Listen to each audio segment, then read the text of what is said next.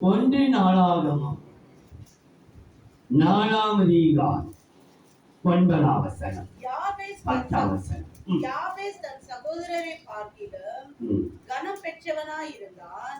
அவன் தாய், நான் துக்கத்தோடு அவனை பெற்றேன் என்று சொல்லி அவனுக்கு யாபேஸ் என்று பெயரிட்டாள்.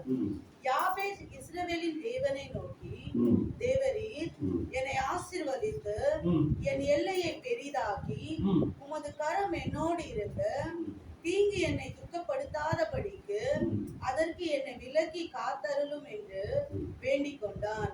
அவன் வேண்டிக் கொண்டதை தேவன் அருளினார். அன்பின் தெய்வமே, மனன்றியோடு சோதரிக்கிறோம். இந்த 1 நாளாகமம் 4ஆம் அதிகாரம் 9, 10 யாபேசின் ஜெபத்தை குறித்து அதிகமாக எங்களுக்கு தெரிந்திருக்கும். ஆனாலும் இந்த வசனத்தை இதுவரைக்கும் தியானிக்காமல் இருந்திருக்கிறோம் ஐயா. ஆனால் கர்த்தர் கடந்த நாட்களிலே இந்த வசனத்தை ஆண்டவரை பார்க்கவும், இதை குறித்து தியானிக்கவும் கேட்கவும் நீ தந்த குருவைக்காக கொடான கொடி சொல்கிறது ஐயா. ஆவியானவரே, இந்த சத்தியத்தை வெளிப்படுத்தும் பொழுது என் மாம்ச எண்ணங்களோ, என் இருதயத்தின் நிறைவுகளோ, என் மனதின் யோசனைகளோ எதையாவது பேசிவிட வேண்டும் என்று என்னை மாம்சம் வெளிப்பட்டு விடாதபடிக்கு ஆவியானவர் முழு கண்ட்ரோல் எடுத்து ஆவியானவர் பேசுவீராக. மாம்சத்தை சிறுமறையில் வைத்துக் கொள்வீராக. பேசுகிற நீங்கள் அல்ல, உங்களிலிருந்து ஆவியானவர் பேசுகிறார் என்று எழுதப்பட்டிருக்கிறதே ராஜா. நீ பேசுவீராக. அநேகருடைய இருதயம் வசனத்தை கேட்கும் பொழுது கொழுந்து தெரியத்தக்கதாக கருணை செய்ய, வசனத்தை கேட்கக்கூடாதவைக்கு, வசனத்தை உள் ஆழத்திலே வைத்துக் கொள்ளாதவைக்கு தடை செய்கிற எல்லா பொல்லாத சக்தியின் கிரியைகளை இயேசுவின் நாமத்தை கட்டி சபிக்கிறேன். ஆவியானவர் எங்களை முழுவதும் ஆளுகை செய்யும், பெரிய காரியத்தை செய்யும். இந்த நாமத்தை மேம்படுத்திக் கொள்ளும் இயேசுவின் நாமத்தில் பிதாவே, ஆமென். திரும்ப ஒரு விசை வாசிக்க கேட்கலாம். யாபேஸ் தன் சகோதரரை பார்க்கிலும் கனம் பெற்றவனாய் இருந்தான். 10ஆம் வசனத்திலே யாபேஸ் தான் வேண்டிக் கொண்டதை தேவன். இன்றைக்கு சில வேளையிலே யாபேஸ் என்றால் துக்கம் என்று அநேகர் சொல்ல கேட்டிருக்கிறோம். ஆனால் யாபேசுக்கு எபிரேய மொழிபெயர்ப்பின்படியே வறுமை, மகா பெரிய வறுமை. யாபேஸ் என்றால் கொடுமையிலும் மகா வறுமையா, வறுமையில் வறுமை, அதிக வறுமையாம். ஐயதான் அவர் தாய் துக்கத்தோடு பெற்றார். வேண்டாம், இந்த பிள்ளை வேண்டாம், இந்த பிள்ளை வேண்டாம், இந்த பிள்ளை வேண்டாம், எனக்கு இந்த பிள்ளை வேண்டவே வேண்டாம், இருக்கிற வறுமை போதாதா இருக்கு. ஏன்னா அவர் சகோதரி எத்தனை பேர் இருக்கிறாங்க. சகோதரை பார்த்து கன பெற்றவராக இருந்தான். இந்த பிள்ளை பிள்ளை இருக்குது, இவ்வளவு அண்ணன் தம்பி இவ்வளவு பிள்ளைகள் இருக்கு. இந்த பிள்ளை ஏன்னா வறுமை நிமித்தம், கஷ்டத்தின் நிமித்தம், மகாக்கூடிய வறுமை. யாபேசின துக்கம் அல்ல, வறுமை, மகா வறுமை, மகா. ஏன்னா சில வேளையிலே சில நீங்கள் செய்தியெல்லாம் கேட்கும் பொழுது எங்க பாச துக்கம் தானே சொன்னாரு, இவங்க வறுமை வறட்சின்னு சொல்றாங்களே, அதை நினைச்சு யாபேஸ் என்றால் வறட்சி, வறுமை. அது எப்படி வருங்க? கொடிய தரித்தல் வறுமை. ஆனாலும் இவனை வானா என்று பெற்றவர்கள் வேதத்தில் சொல்லப்படல. ஆனால் வேதாகம் ஆராய்ச்சியாளர்கள் எழுதியிருக்கிறார்கள், அந்த தேசத்திலே யாபேஸ் நிமித்தமாக அவன் குடும்பம் பேர் பெற்றதை மாறிச்சான். யாபேஸ் ரொம்ப கனத்துக்குரியவனார். ஒரு அதற்கு சொல்லப்படால் ஒரு ஆட்சி, நினைச்சு பார்க்காத அமைச்சர், நினைச்சு பார்க்காத ஒரு உயர்வு. அவன் யாபேசு தன் வாழ்ந்த நாட்டு தன் ஊரிலே அந்த தன் தேசத்திலே ஒரு பேர் பெற்ற ஒரு மனிதனாய் வாழ்ந்தாராம், வாழ்ந்திருக்கிறார்கள். ஆகியதான் தன் சவர் எல்லாரையும் பார்க்கணும். அவன் எப்படி இருந்தானா? கனம் பெற்றவனாய் இருந்தான். அப்ப அவன் பெரிய போஸ்ட்ல இருந்திருக்கிறார். இந்த யாபேசை குறித்து ஏனோ கர்த்தர் தியானிக்க நினைத்தார். யாபேசையும் அவன் குடும்பத்தையும் அவன் கோத்திரத்தையும் அவன் வம்சத்தையும் அறிந்து கொள்வதற்கு வெறும் இந்த 1 சாமுவேல் 2 சாமுவேல் 1 நாளாகவும் 2 நாளாகவும் இந்த 4-5 அதிகாரத்தினா வசனம் இருக்கிற தவிர அதிக பிரபலம் ஆகல.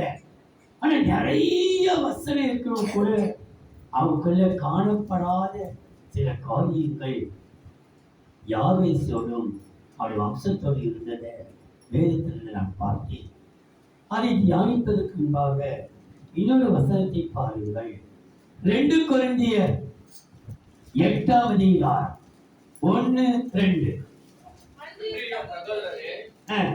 மக்கெதோனியா நாட்டு சபைகளுக்கு 2 கொரிந்தியர் 8ஆம் அதிகாரம் 1-2-5. அன்றையும் சகோதரரே, மக்கெதோனியா நாட்டு சபைகளுக்கு தேவன் அளித்த கிருபையை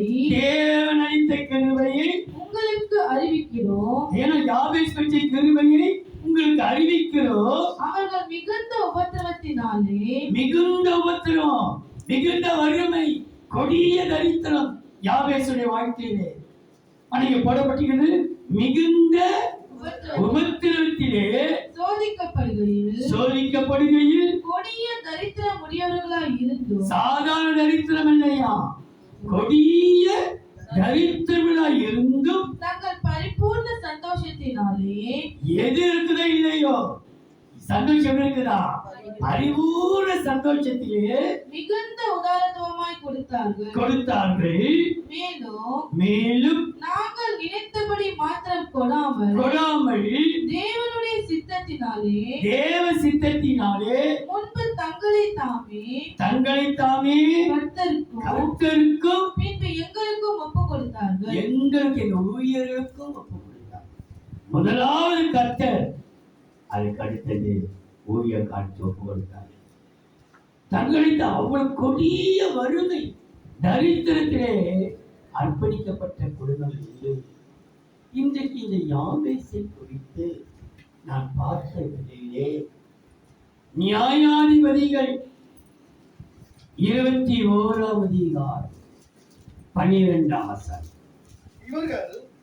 நியாயாதிபதிகள் 21:12. இவர்கள் கிலியாத்தில் உள்ள யாபேசின் குடிகளிடத்திலே, யாபேசின் குடிகள், யாபேசுடைய குடும்பம், யாபேசின் கோத்திரம், யாபேசின் வம்சம், யாபேசின் குடிகளிலே புருஷரை அறியாத 400 கன்னி பெண்களை கண்டுபிடித்து 400 கரைதிரை அற்ற கன்னிகைகளை கண்டுபிடித்தார்கள். யாபேசின் குடும்பம் கர்த்தரால் கண்டுபிடிக்கப்பட்டவர்கள். யாரால் கண்டுபிடிக்கப்பட்டார்கள்? கர்த்தரால் கண்டுபிடிக்கப்பட்ட குடும்பம் அல்லது கோத்திரம் அல்லது வம்சம். யாவேஸ் கனம் பெற்றவனாய் இருந்ததற்கு காரணம், யாவேஸ் வேண்டிக் கொண்டு நான் தேவன் கொடுத்ததுக்கு காரணம், அவர்களும் அவனும் கர்த்தரால் கண்டுபிடிக்கப்பட்டவர்கள். வேதம் சொல்லுகிறது, உபாகமம் 32ஆம் அதிகாரம் 10ஆம் வசனம். உபாகமம் 32:10. பாழான நிலத்திலும்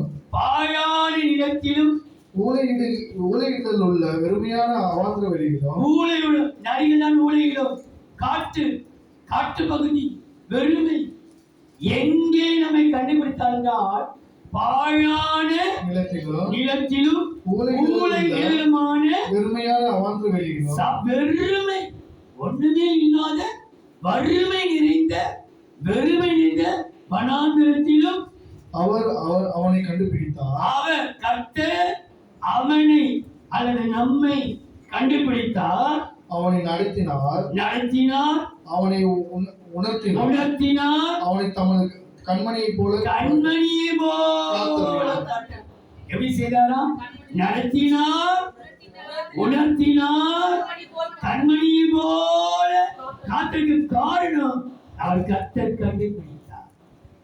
எங்க கண்டுபிடித்தார் என்றால் வறுமை, வறட்சி, காட்டு மிராணிதனமாக எப்படியோ சுற்றி கொண்டிருந்த நம்மை, ஒன்று குதவாத நம்மை கர்த்தருடைய கண்கள் கண்டுபிடித்தது.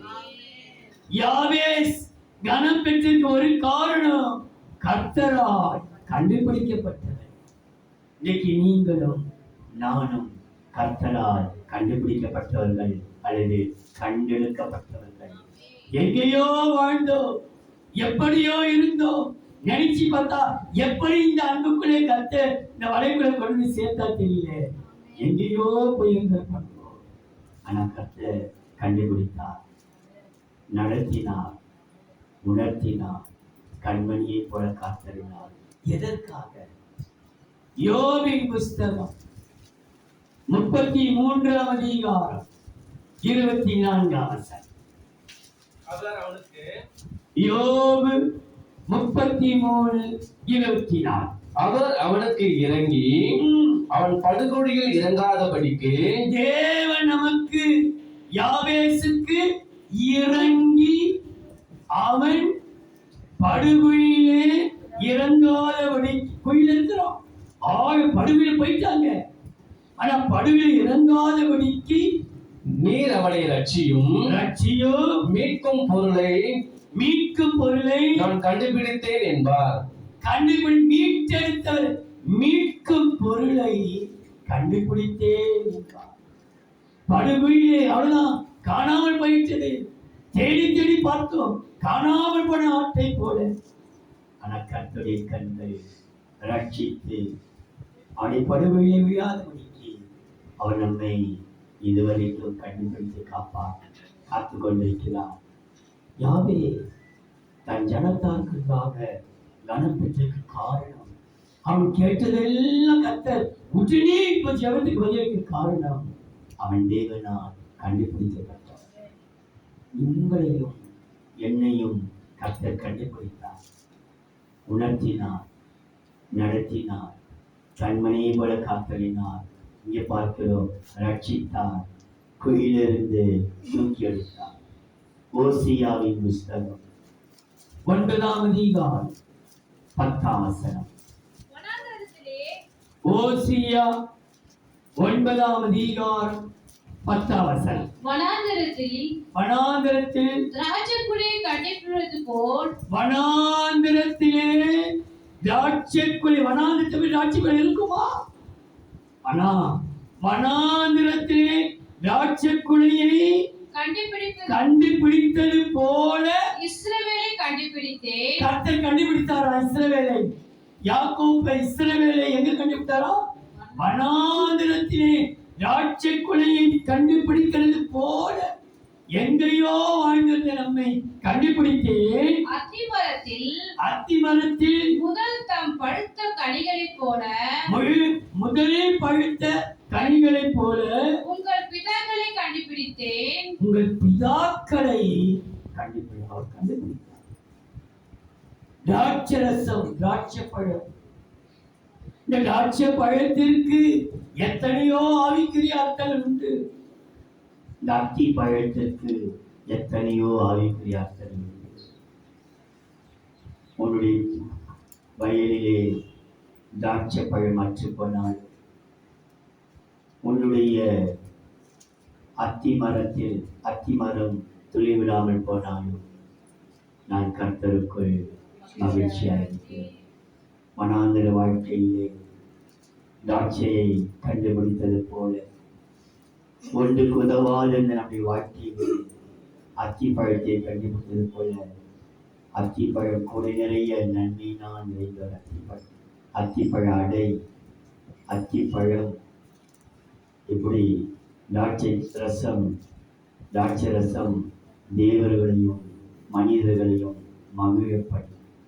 ஆகையினாலே தேவனை கண்டுபிடிக்க ஒரு நோக்கம், எப்படியாகிலும் அவரால் நடத்தப்பட, அவரால் உணர்த்தப்பட, அவரால் கண்மணியை போல காக்கப்பட, அவரால் ரட்சிக்கப்பட, குயிலிருந்து தூக்கிவிட, வனாந்தரத்திலே திராட்சை செடியை போல, வனாந்தரத்தில் அத்திப்பழத்தை போல கர்த்தரை கண்டுபிடித்தார். நாம் இப்படிப்பட்ட வாழ்க்கை வாழ வேண்டும் என்பது தேவனுடைய விருப்பம். 2 தீமோத்தேயு 1 அதிகாரம் 17-18. 2 தீமோத்தேயு 1 அதிகாரம் 17-18. அதிக ஜாக்கிரதையா என்னை தேடி கண்டுபிடித்தான். அந்நாளிலே அவன் கர்த்தரிடத்தில் இரக்கத்தை கண்டறியும்படி. எதை கண்டுபிடித்தான்? கர்த்தரிடத்திலே இரக்கத்தை கண்டறியும்படி கர்த்தர் அவனுக்கு அனுகிரகம் செய்வாராக. அவன் எபேசுவிலே செய்த பற்பல உதவிகளையும் நன்றாய் அறிந்திருக்கிறாய். நன்றாய் கர்த்தர் செய்த உதவிகளை நன்றாய் அறிந்திருக்கிறாயே. எத்தனையோ உதவிகள் அவர் கண்டுபிடிக்க காரணம், அவர் இரக்கம் செய்வதற்கு, இறங்கும்படிக்கு பற்பல உதவிகளை பெற்றுக்கொள்ளத்தான் நம்மை கண்டுபிடித்தார். அவர் கண்டுபிடிக்க ஒரு நோக்கம், பற்பல உதவிகள், சாதாரண உதவிகள் அல்ல, நமக்கு எத்தனையோ உதவிகளை கற்ற நமக்கு செய்திருக்கிறார். உதவியற்ற வேளையிலே கண்டுபிடித்த தெய்வம் கர்த்தர் அவனை கண்டுபிடித்தார். யாவேசின் குடும்பத்தாரை கர்த்தர் கண்டுபிடித்தார். அவர் கண்டுபிடித்ததினாலே தான் கனம் பெற்றார்கள். அவர்கள் வேண்டிக் கொள்வதெல்லாம் கர்த்தர் அருளினார். நீங்களும் நானும் கர்த்தரால் கண்டுபிடிக்கப்பட்டவர்கள். நம்மை இதுவரைக்கும் கனப்படுத்தியிருக்கிறார். கனவீனப்படுத்தப்பட்ட சூழலெல்லாம் கூட நம்மை கனவான்களை கர்த்தர் மாற்றி நாம் ஜெபித்த எல்லா ஜெபத்துக்கும் கர்த்தர் பதில் அளித்துக் கொண்டே. அல்லேலூயா. யாவே கனம் பெற்றவனாயிருந்தான். அவன் வேண்டிக் கொண்டதை தேவன் அருளினான். அதற்கு காரணம், யாவேசின் குடும்பத்தார் கர்த்தரால் கண்டுபிடிக்கப்பட்டவர்கள். 2வது 1 நாளாகமம் 10 அதிகாரம் 11-12. 1 நாளாகமம் 10 அதிகாரம் 11-12. பெலிஸ்தர் சவுலுக்கு செய்த எல்லாவற்றையும் கீலேயாத் தேசத்து யாவேஸ் பட்டணத்தார் யாவரும் கேட்டபொழுது பராக்கிரமசாலிகள் எல்லாரும் எழுந்து போய். அவன் எப்படிப்பட்டவர்களா? பராக்கிரமசாலிகள் எல்லாரும் எழுந்து போய் சவுலின் உடலையும் அவன் குமாரரின் உடல்களையும் எடுத்து யாபேசுக்கு கொண்டு வந்து அவர்கள் எலும்புகளை யாபேசில் இருக்கிற ஒரு கர்வாலி மரத்திற்கு அடக்கம் பண்ணி 7 நாள் உபவாசம் பண்ணினார்கள். யாவேஸ் பட்டணத்தார் எப்படிப்பட்டவர்கள்? பராக்கிரமசாலிகள். அவர்கள் கோழைகள் அல்ல, பயந்தவர்கள் அல்ல, எதற்கும் பயந்தவர்கள் அல்ல, அவர்கள் பராக்கிரமசாலிகள். ஏன் சவுலின் எலும்புகளை எடுத்து அடக்கம் பண்ணினார்கள்? ஏன் 7 உபவாசம் பண்ணினார்கள்? அடுத்த குறிப்பிடவர்களுக்கு நான் சொல்லுவேன். ஏனென்றால் சவுல் ஒரு சந்தர்ப்பத்திலே யாவேசின் குறிகளை காப்பாற்றினான். நன்றியுள்ள இருதயம். அவள் கூக்குரலிட்ட பொழுது முதல் செய்த யுத்தம் யாவேசின் ஜனங்களுக்காகத்தான் அவள் யுத்தம் செய்தாள். ஆகையால் இந்த சவுலை குறித்து சொல்லப்பட்டிருக்கிறது. அடுத்த 13ஆம் வசனத்தை வாசிப்போம். அப்படியே சவுல் கர்த்தருடைய வார்த்தையை கைக்கொள்ளாமல் கர்த்தருக்கு செய்த தன் துரோகத்தின் நிமித்தமும் துரோகம் கர்த்தருக்கு செய்த துரோகம், கர்த்தர் கொண்ட வாக்கை நிறைவேற்றாதவன் செத்து போயிருக்கிறான். அவனை யாருமே சட்டம் பண்ணல, சொந்த ஜனங்கள் சட்டம் பண்ணல. அவனோட இருந்த அமைச்சர்களோ மந்திரிமார்களோ அவனோடு தோல்களை கையப்பட்டு ஒருத்தரும் சடலத்தை கூட தொட வரல.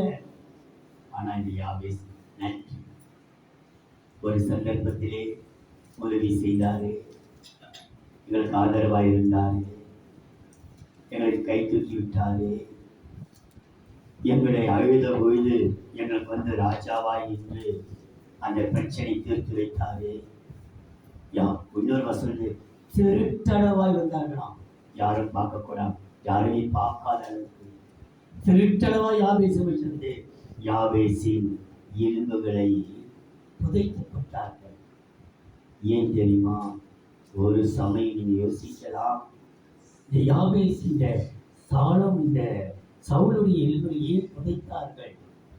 ஒரு சமயம் எலும்பு அப்படியே தெரிஞ்சா போர் வருவெல்லாம் பாவி, கர்த்தருக்கு விரோதமாக துரோகம் செய்தவன், கர்த்தருடைய கற்பனையை கை கொள்ளாதவன், கர்த்தர் அமெரிக்கர் ஐக்கிய சொன்னார் ஐக்காம, 7 நாள் சாமியில் பொறுக்க சொன்னார் பொறுக்காம இருந்த பாவி வரியலுமா இருக்கான்.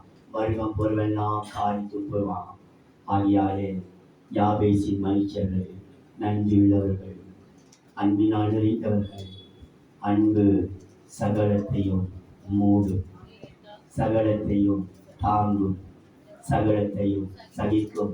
கர்த்தருக்கு விரோதமாக பாவம் செய்தவருடைய எலும்புகளை அவன் தொட்டார்கள்.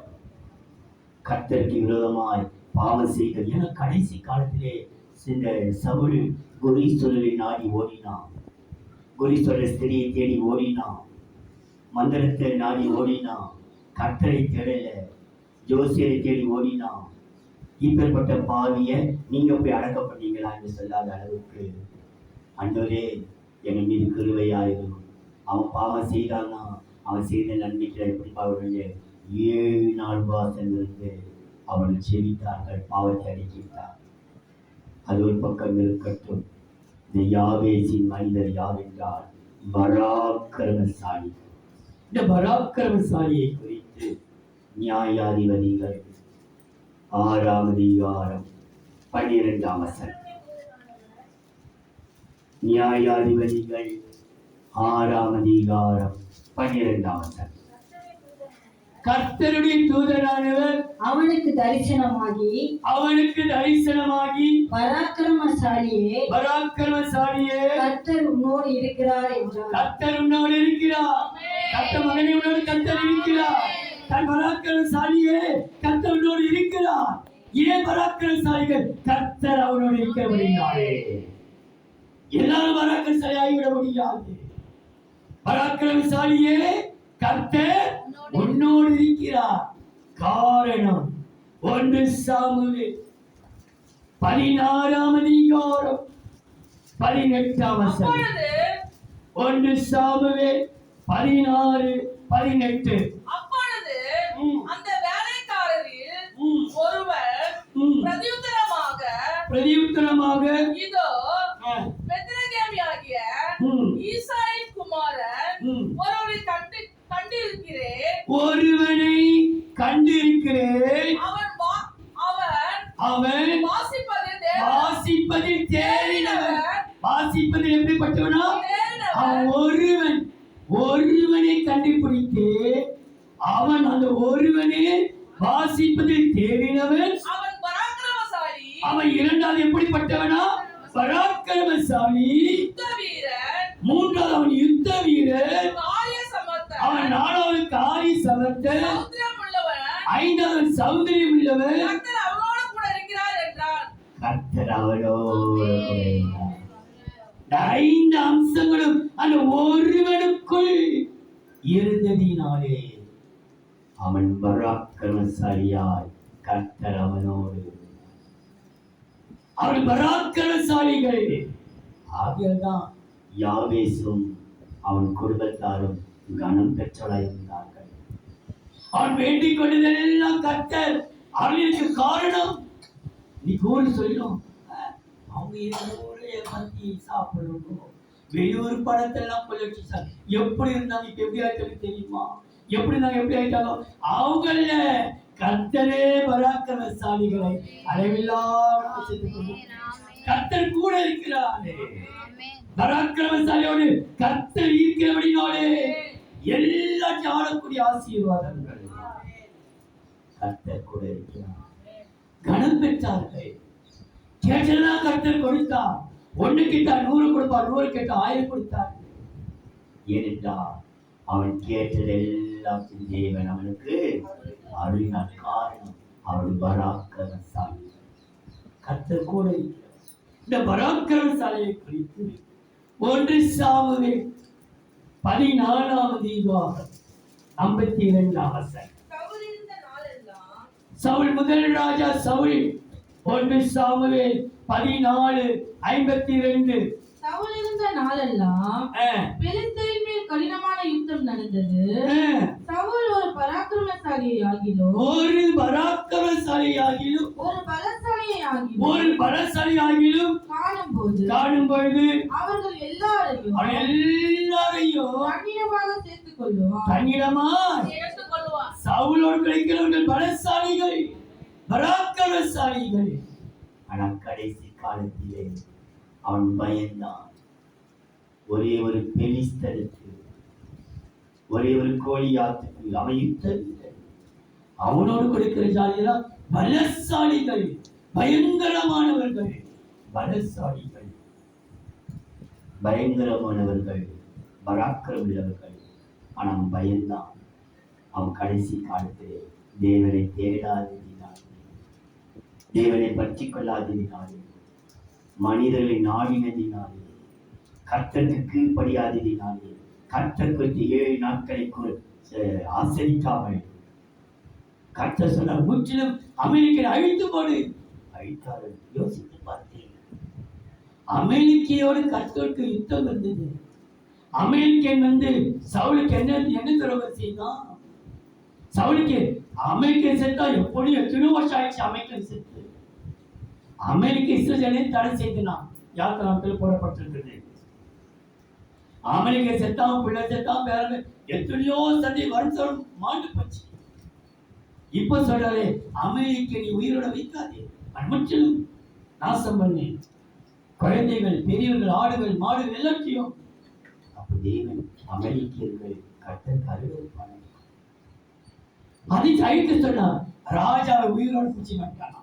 ஆடு மாடுகளுக்கு உயிரோடு பிடிச்சி எதை சொன்னாத விட்டுட்டான்.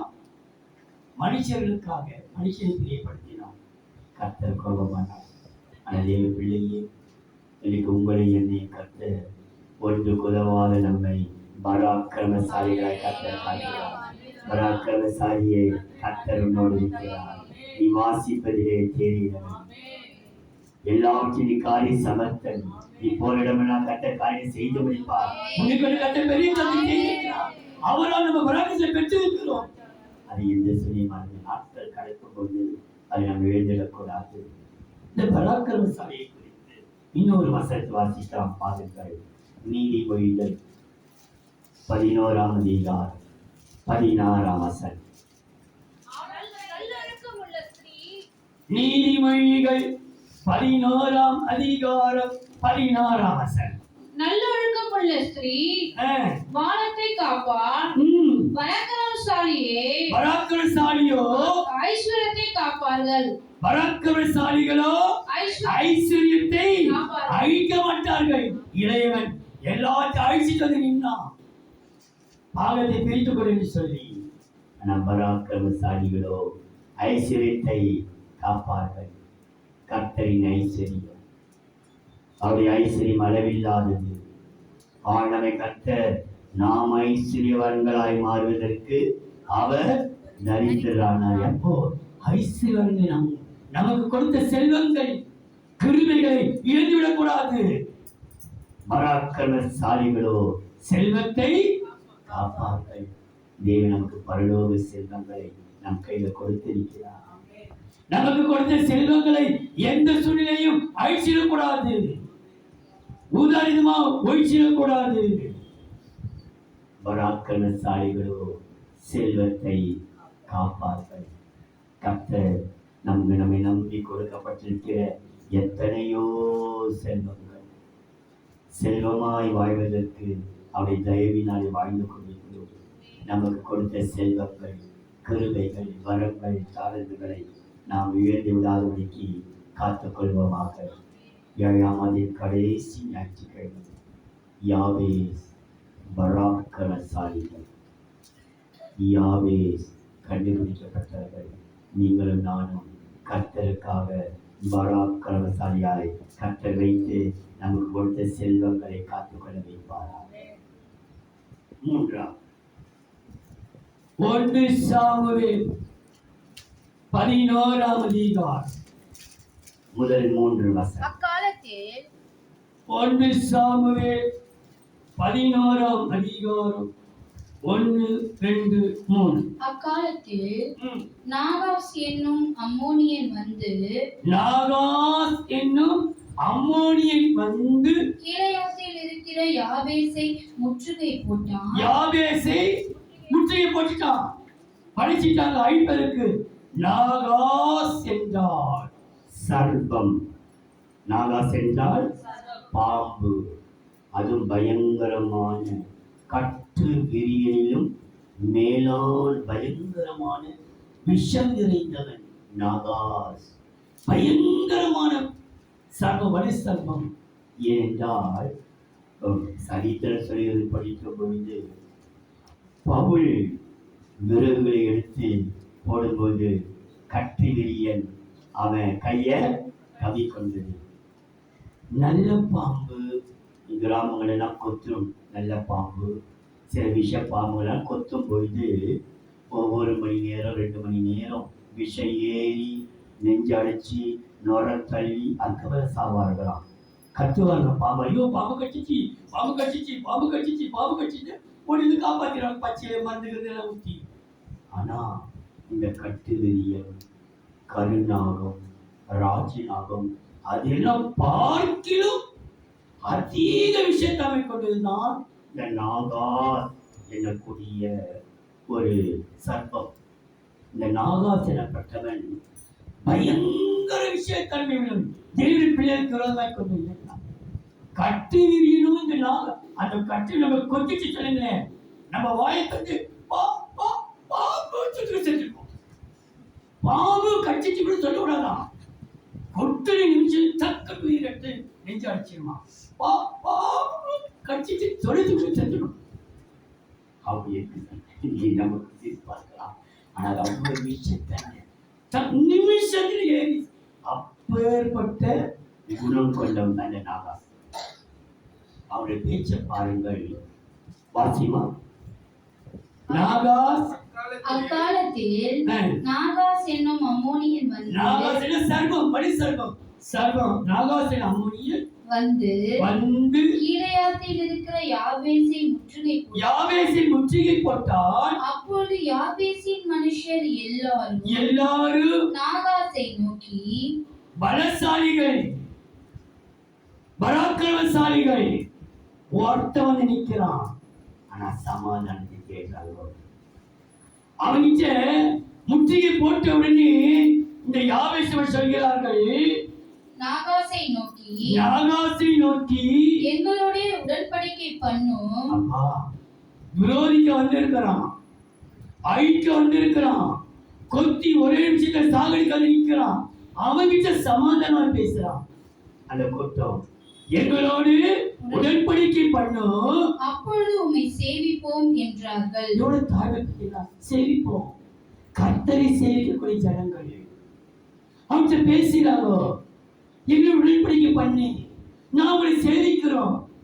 அந்த பெலிஸ்தர் வந்து ஒரு இந்த சண்டை சொல்லி சத்தியத்தை சொல்ல தெரியறதுக்காக பெலிஸ்தர் வந்து அந்த கோலியாத் இஸ்ரவேலை நிந்தித்தான், கொடிய தூச்சணும். அவன் சொல்றான், உங்களில் ஒருவன் வாங்க யுத்தம் செய்ய, நாங்க உங்களை ஜெயிச்சா, நீங்க எங்களை ஜெயிச்சீங்கன்னா நாங்க உங்களுக்கு அடிமையா இருப்போம். ஆனா நாங்க பெலிஸ்தராகி நாங்க இஸ்ரவேலை ஜெயிச்சிட்டா நீங்க என்ன செய்யணுமா, எங்களை சேவிக்கணும், எங்களை ஆராதிக்கணும், நாம சொல்லிட்டு நீங்க செய்யணும். அந்த வசனத்தை வாசித்து பாருங்கள், உங்களுக்கு அது தெரியும். 1 சாமுவேல் 17ஆம் அதிகாரம் வாசிமா. ஆமென். என்ன வசனம்? 1 சாமுவேல் 17ஆம் அதிகாரம் 9ஆம் வசனம். அவன் என்னோடு யுத்தம் பண்ணவும் என்னை கொல்லவும் சமர்த்தனானால் நாங்கள் உங்களுக்கு வேலைக்காராய் இருப்போம். நான் அவனை ஜெயித்து. அவங்க எப்படி இருப்பாங்களா? வெறும் வேலைக்காரா இருப்போம். நீங்க எங்களை ஜெயிச்சிட்டீங்கன்னா, பெலிஸ்தராகி எங்களே, பெலிஸ்தராகி கோலியாத்தை ஜெயிச்சிட்டீங்கன்னா நாங்கெல்லாம் உங்களுக்கு வேலைக்காரா இருப்போம். ஆனால் நான் அவனை ஜெயிச்சால், அவனை கொல்வேனானால் நான் எங்களுக்கு வேலைக்காரராய் இருந்து எங்களை சேவிக்க வேண்டும் என்று சொல்லி. எங்களை என்ன செய்யணுமா? சேவிக்கணும், வணங்கணும், கால்ல விழணும், எங்களை சேவிக்கணும். தந்திரமா வார்த்தை விட்டான். அதை யாவேசின் குடிகள் ஞாபகத்தில் வைத்திருக்கிறார்கள். இந்த கூட்டங்கள் அழைக்க வருகிறது. என்னோடு உடன்படிக்கை பண்ணு, நாங்கள் உண்மை சேவிப்போம். எவ்வளவு தாய்மை சொல்றாங்க பாவிக்கிட்ட. இப்படிப்பட்ட கொடுமைக்காரத்தை கேட்க உடன்படிக்கை பண்ணு, நாங்கள் உன்னை சேவிப்போம் என்றார்கள். அதற்கு அம்மோனியனாகிய நாகாஸ், நான் உங்கள் ஒவ்வொருவருடைய வலது கண்ணையும் பிடுங்கி. எப்படியா? இஸ்ரவேல் எல்லாருடைய கண்ணு ஒத்த கண்ணு ஆக்கிடணும். நிந்திக்கும் எல்லாருடைய வலது கண்ணையும் ஒவ்வொருடைய ஒத்த கண்ண இல்ல, ஒரு கூட்டத்துடைய கண்ணு இல்ல, ஒவ்வொருடைய வலது கண்ணையும் பிடுங்கி.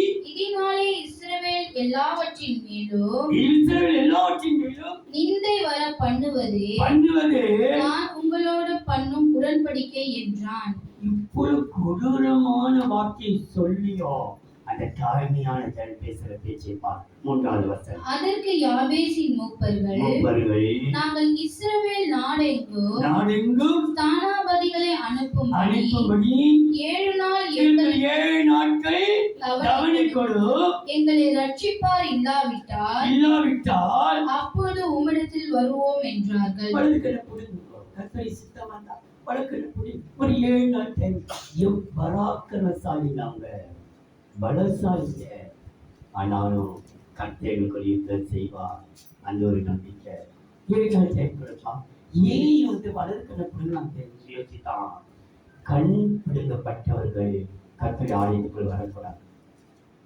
இதேவருடைய சட்ட திட்டங்கள் குருடனோ, குழி வீழ்ந்தவனோ, கூனனோ, சப்பானியோ, கை ஒடிந்தவனோ, கால் கொட்டையான கால், பெரிய யாரும் சபை கர்த்தர் சபைக்கு உட்படலாகாது. அதனால கர்த்தரை ஆலயத்துக்கு வெளியே அந்த சப்பாடி இருந்தான். அலங்கார வாசலிலே அலங்கோலமாய் சபை உள்ள போக முடியாது. கண்ணை பிடித்து ஆண்டோடைய சமத்தை தேட முடியாது. ஆலயத்துக்குள்ள போக முடியாது. குழு அத்தனையும் வெளிதான் நிற்கணும். யார் ஆண்டவரை கூப்பிடக்கூடாது, ஆண்டவரை சொல்லக்கூடாது, இவனுதான் சேவிக்கணும், ஆண்டவரை கூப்பிடக்கூடாது, கண்ணு நோண்டணும். அப்பதான் அந்த 5ஆம் வசனம் 6ஆம் வசனே சவுல் ஜனங்கள் அழுகிறதை கேட்கிறார். என்ன ஒரு அழுகையின் சத்தம்? யாபேசின் குடிகள் சொல்கிறார்கள். அழுகிற முகாந்திரம் என்ன? 5:6. இதோ சவுல் மாடுகளின் பின்னாலே வயலிலிருந்து வந்து ஜனங்கள் அழுகிற முகாந்திரம் என்ன என்று கேட்டான். யாபேசின் மனுஷர் சொல்லிய செய்திகளை அவருக்கு தெரிவித்தார்கள். சவுல் இந்த செய்திகளை கேட்டவுடனே தேவனுடைய ஆவி அவனில் இறங்கினது. ஆரம்ப காலத்திலே தேவாவியை பெற்ற மனுஷன் நான் சவுல். பயங்கரமாக யுத்தம் செய்து யாபேசின் குடிகளை காப்பாற்றினார். வசனம் சொல்கிறது. அந்த 9:10 வாசிமா. 9:10. வந்த ஸ்தானாபதிகளை அவர்கள் நோக்கி, நாளைக்கு வெயில் ஏறுகிறதற்கு முன்னே உங்களுக்கு ரட்சிப்பு கிடைக்கும் என்று கீலேயாத்தில் இருக்கிற யாபேசின் மனுஷருக்கு சொல்லுங்கள் என்றார்கள். ஸ்தானாபதிகள் வந்து யாபேசின் மனுஷரிடத்தில் அதை அறிவித்தார்கள்.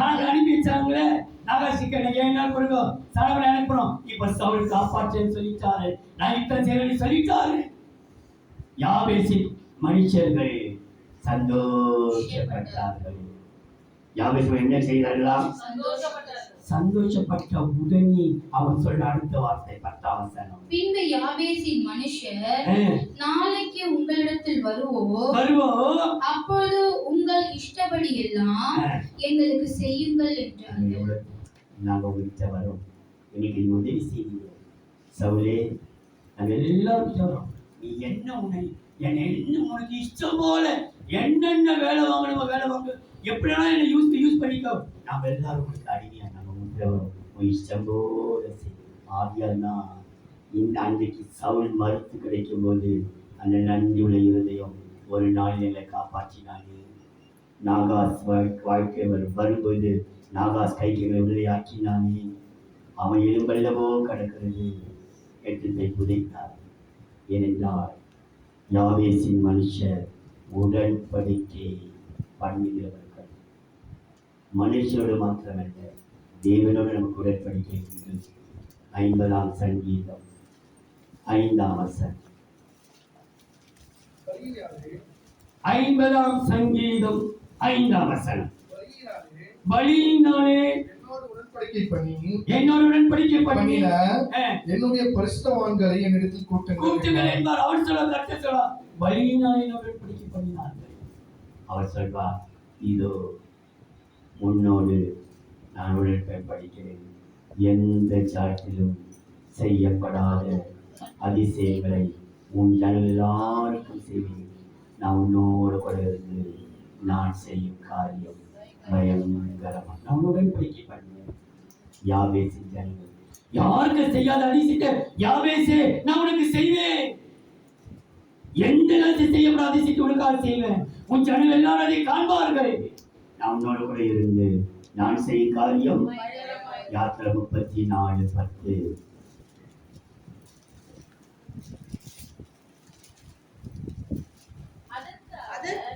அதற்கு அவர் யாத்திராகமம் 34:10. அதற்கு அவர், இதோ நான் ஒரு உடன்படிக்கை பண்ணுகிறேன். பூமி எங்கும் எந்த ஜாதிகளிடத்திலும் செய்யப்படாத அதிசயங்கள் ஒரு அதிசயம் அல்ல, பல அதிசயங்களை உன் ஜனங்கள் எல்லாருக்கும் முன்பாக யாபேசின் ஜனங்களுக்கு முன்பாக செய்து உன்னோடு கூட இருக்கிற ஜனங்கள் எல்லாரும் கர்த்தருடைய செய்கையை காண்பார்கள். உன்னோடு கூட இருந்து நான் செய்யும் காரியம் பயங்கரமாய் இருக்கும். கர்த்தரோடு இருந்து செய்யப்படுகிறார். யாபேசின் ஜனங்கள் உடன்படிக்கை செய்தார். யாபேஸ் கனம் பெற்றிருந்தான். யாபேஸ் வேண்டிக் கொண்டதை தேவன் அருளினார். தேவனால் கண்டுபிடிக்கப்பட்டவர்கள், தேவனுடைய பராக்கிரமசாலிகள், தேவனோடு உடன்படிக்கை பண்ணினார்கள். 4 நாளாகமம் 2ஆம் அதிகாரம் 55ஆம் வசனம். கணக்கர்கள் கணக்கர்கள் அப்படின்னா போதும். யாபேசின் ஜனங்கள் கணக்கு கொடுக்கிறவர்கள், கர்த்தருக்கு கணக்கு கொடுக்கிறவர்கள், தன்னுடைய ஜனங்களுக்கு தன்னை நம்பி கொடுத்த மக்களுக்கு கணக்கு கொடுக்கிறவர்கள். ஆகியாதான் கணக்கிட்டார்கள். கர்த்தருக்கு முன்பாக கணக்கு கொடுக்கிறவர்களா? நீங்க வாசித்து பாருங்கள். லேவியராகமம் 27ஆம் அதிகாரம் 23ஆம் வசனம். லேவியராகமம் 27:23.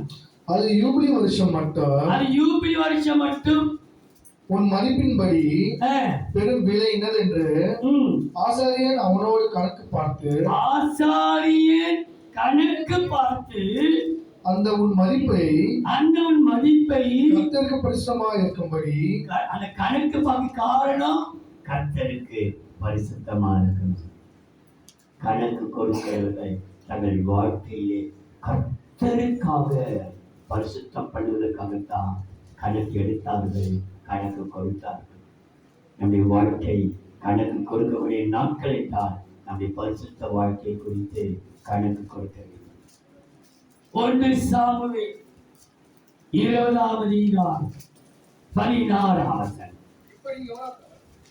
1 சாமுவேல் 20:16. இப்படி யோனாத்தான் தாவீதின் குடும்பத்தோடு உடன்படிக்கை பண்ணி தாவீதுடைய சத்துருக்களின் கையிலே கர்த்தர் கணக்கு கேட்பாராக என்று சொல்லி கர்த்தர் கணக்கு நம்ம கையில கொடுக்கப்பட்டிருக்கிற அனைத்து காரியங்களுக்கும் கர்த்தர் கணக்கு கேட்பாராக. கணக்கு கொடுக்கணும். நம்ம நம்பி செய்யும் போது எல்லாவற்றுக்கும் நாம் கணக்கு கொடுத்தே தீரும். நம்ம கணக்கு கேட்பார். கணக்கு கேட்கிற தெய்வம் இயேசு. மத்தேயு சுவிசேஷம் 18ஆம் அதிகாரம் 23-24.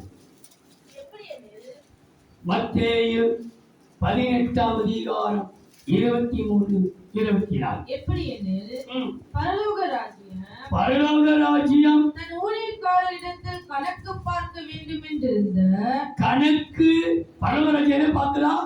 கணக்கு ஊழியக்காரே கணக்கு பார்க்க வேண்டும் என்று இருக்கிற ஒரு ராஜாவுக்கு ஒப்பாயிருக்கிறது. அவன் கணக்கு பார்க்க தொடங்கின பொழுது அப்ப கர்த்தர் நமக்கு கொடுத்த ஒவ்வொன்றுக்கும் கர்த்தர் கணக்கேற்பான். நாம் கணக்கு கொடுத்து நிச்சயம் கர்த்தருக்கு கணக்கு. ஏன்னா கணக்கு கொடுக்கிறவர்கள் யாபேசின் மனிதர்கள். அதுல கணக்கு எடுத்தார்கள்.